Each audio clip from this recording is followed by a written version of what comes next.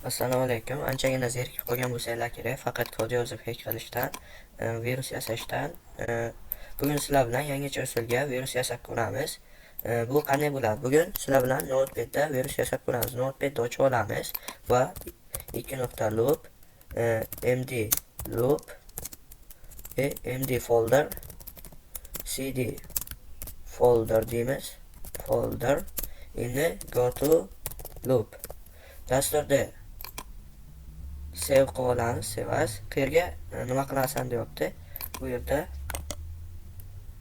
biza masalan nima deb olsak bo'ladi? virus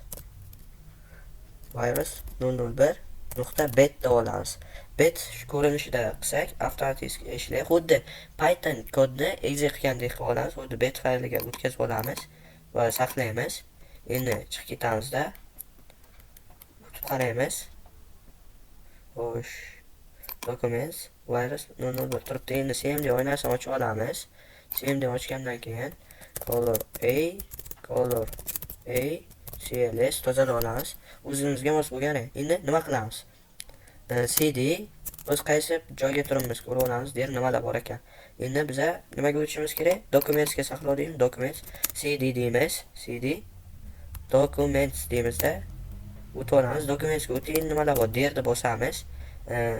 Derni bosganimizdan keyin mana biza virus 001 betimiz. Ishga tushirish uchun virus 001 betni bosamiz. Enterni bossak bo'ldi. Bizaga chex fayl yaratib chiqib ketdik. Endi ko'ramiz, qani nechta fayl yaratib tashlabdi. Bizaga dokumentsga o'tsak, folderga o'tsak, folder ichiga folder, folder ichida cheksiz folder yaratib tashlaydi. Uni juda ko'p yaratib tashlab. O'zlaring ko'rdinglar, boya ekran bosib ketdi. O'sha folderda ichiga folder yaratishni boshlagan. Bugungi virusimiz shu edi. O'chirib tashlaymiz buni. Mana anchagina yaratib tashlagan bilursak bo'ladi. Hammaga rahmat. Bugun darsimiz shu edi. Sizlar bilan hack bo'ldi.